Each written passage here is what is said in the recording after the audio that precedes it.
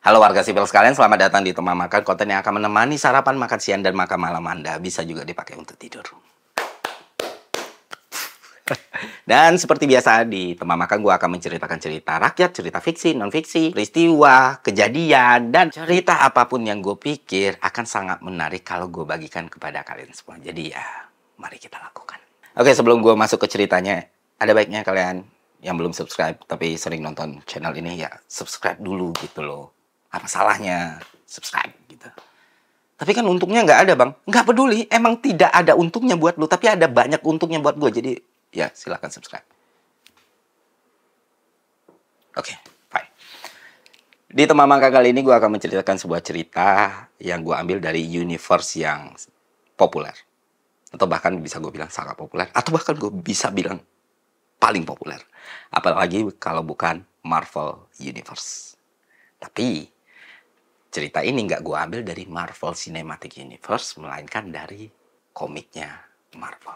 Dan yang menarik adalah cerita ini sangat berhubungan dengan semua peristiwa dan keriuhan yang terjadi satu hari belakangan di kalangan penggemar Marvel Cinematic Universe. Apalagi kalau bukan comeback-nya Robert Downey Jr. a.k.a. RDJ. Tapi yang mengagetkannya lagi adalah dia tidak comeback sebagai Iron Man, tapi sebagai Dr. Doom. Tentu ini menimbulkan banyak sekali pertanyaan buat penggemar MCU ya. Karena emang Dr. Doom itu karakter yang belum diperkenalkan di MCU. Dia udah muncul di Fantastic Four, tapi ya itu kan bagian di luar MCU gitu. Dan tiba-tiba diperankan oleh orang yang pernah memerankan Tony Stark. Tentu pro dan kontra muncul ya kan. Yang kontra bilang, wah ini kok jadi jelek kayak gini, kok jadi maksain kayak gini, wah ini sama kayak... Lalu kalau Tony Stark jadi Dr. Doom ya kenapa dia mati gitu. Ini sama kayak Logan di filmnya Logan gitu loh. Terus muncul lagi di Deadpool. Wah, berbagai argumen menarik kita temukan di media sosial gitu. Tentang cast Dr. Doom ini yang diperankan oleh Robert Downey. Nah, di sisi lain, orang yang ngikutin Marvel bukan cuma di MCU-nya tapi di komiknya, itu relatif biasa saja. Dan bahkan cenderung exciting. Kenapa demikian? Karena ya sudah ada di komiknya. Nah, buat yang belum tahu, Marvel komik itu punya multiverse yang sama dengan MCU gitu. Punya konsep multiverse yang sama dengan MCU, atau bahkan lebih banyak dan lebih kompleks lagi. Jadi, kalau kalian tahu multiverse baru pasca Avenger, di komik tuh udah diceritakan dari lama. Jadi satu karakter di Marvel itu bisa punya ratusan atau bahkan ribuan cerita. Contohnya Spider-Man, kalian bisa melihat Spider-Man di versi apapun. Tapi ya itu sih sedih.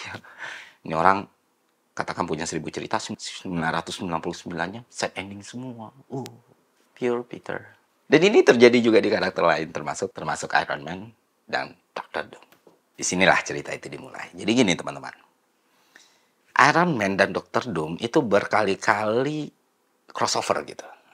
Berkali-kali terlibat dalam satu cerita. Iron Man itu salah satu superhero yang paling populer di Marvel, dan Dr. Doom salah satu villain yang paling populer di Marvel. Jadi crossing path terus mereka ini kan. Ya kan?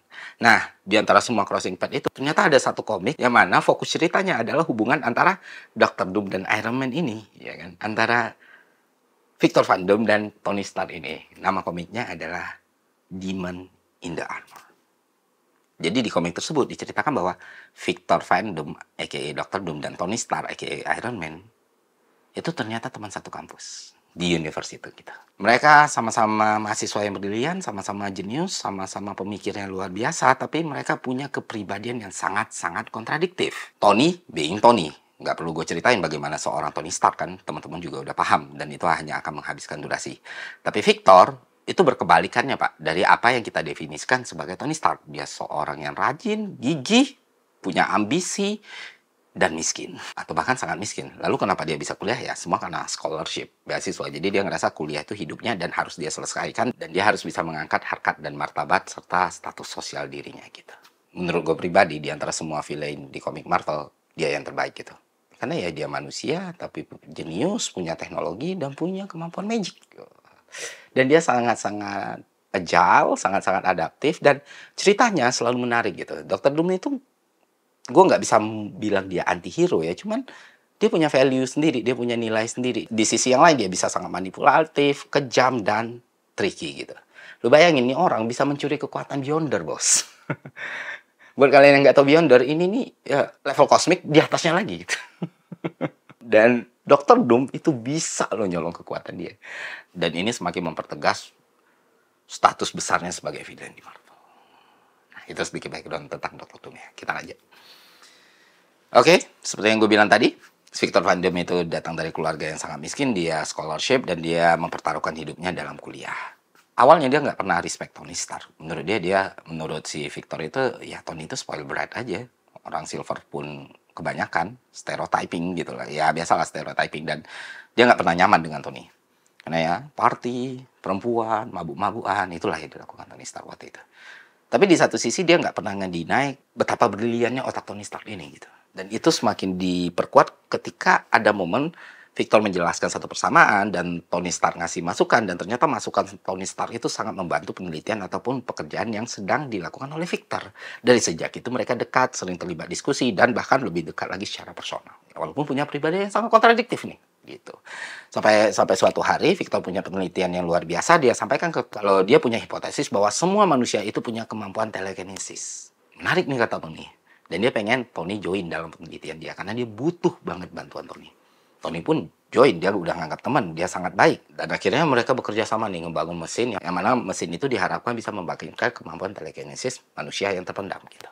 Nah, mesinnya jadi nih, sampailah mereka di tahap pengujian. Nah, di tahap pengujian Victor minta Tony Stark sebagai relawan pertama. Tentu Tony terima kan, oh ini partnernya kok, selama ini kerja bareng ya kenapa enggak gitu. Nah, akhirnya Tony duduk nih, top. Pas duduk, oh ketahuan bos, jahatnya si Victor ini. Seketika Tony duduk, dikunci lah tangannya, jadi dia nggak bisa kemana-mana. Nah, saat terkunci itu, Victor mengungkapkan semua strategi dan taktik busuknya. Dia bilang, gue nggak tertarik membangkitkan telekinesis manusia. Gue tertarik sama kehidupan lu gitu. Gue tertarik punya resource yang sama dengan lu. Gue tertarik dengan popularitas lu, karena gue butuh itu untuk menggapai mimpi besar gue. Mesin ini bukan untuk kemampuan telekinesis yang kita bicarakan, tapi untuk menukar tubuh dan jiwa yang kita miliki. Jadi Victor jadi Tony, Tony jadi Victor. Jadi ketika pertukaran tubuh itu terjadi, Victor masih memiliki memorinya sebagai Victor, sedangkan Tony tidak lagi memiliki memorinya sebagai Tony. Jadi ketika dia masuk ke tubuh Victor, ya udah dia hilang aja dong. Dia nggak pernah sadar dia Tony gitu. Dan akhirnya ini terjadi, bertukarlah tubuh mereka dan kehidupannya gitu. Langkah pertama yang dilakukan Victor adalah memfitnah Tony Stark yang ada di tubuhnya Victor yang bilang kalau dia dijadikan bahan penelitian. Akhirnya Tony Stark di dalam tubuh Victor dikeluarkan dari kampus dan dia dibuang ke kampung halamannya. Tony bingung kan, gue nih siapa, gue nggak tahu, tiba-tiba muncul, dan yang gue tahu orang manggil gue Victor Van Doom dan lain sebagainya. Sedangkan di sisi lain, Victor di dalam tubuh Tony itu mencapai kesuksesan yang luar biasa. Stark industri semakin besar, dia berbuat kotor, dia berbuat curang, dia berkuasa, dia menggunakan cara-cara yang tidak benar, dan resource-nya semakin berlimpah. Tapi mengejutkannya adalah ternyata Tony Stark di tubuh Victor Van Doom itu sama berhasilnya, Pak. Ya walaupun dia udah dibuang, walaupun dia nggak punya ingatan apapun, ya Tony Stark tetaplah Tony Stark. Dia super jenius gitu. Dia bangun perusahaannya, dia bangun teknologinya, dia gedein market dia, sampai akhirnya dia bisa bersaing dengan Stark Industry versi Victor ini. Nah, Victor kan egonya kena tuh. Wah, orang ini udah gue giniin masih bisa catch up gitu loh, masih bisa nyaingin gue, ini gila nih. Dan Victor udah merasakan kekhawatiran yang luar biasa kalau perusahaannya Tony akan membalap Stark Industry yang dia miliki. Akhirnya dia menyusup ke perusahaannya Tony dan disitulah pertempuran terjadi. Tony tahu, Tony pakai armor dia yang kayak Iron Man tapi warnanya beda, sedangkan Victor itu pakai kostumnya Dr. Doom tapi catnya Iron Man. Seru tuh. Mereka bertarung, singkat cerita lu bisa baca komiknya sendiri. Tony menang, dan Tony pun mendapatkan ingatannya kembali kalau dia Tony Stark, dia bukan Victor Van Doom. Tapi ya udahlah, gue nggak mau balik lagi ke Tony Stark. Lu udah ngancurin reputasi Stark Industry, mending gue jalan ini. Nah gitu, sebatas itulah yang bisa gue ceritain. Kalian silakan baca sendiri gitu. Seru kan? Dan menurut gue ini salah satu komik Marvel terbaik yang pernah gue baca ya. Oke banget. Ya beberapa komik lain yang nggak dari Marvel, dari Vertigo komik misalnya, yang udah dibeli sama DC, yang ngasilin karya kayak V for Vendetta atau graphic novel gitu. Watchmen, The Boys, ya The Boys sekarang populer ya. Kalian juga harus nonton Watchmen, itu pernah difilmkan dan menurut gue itu film superhero terbaik sampai sejauh ini.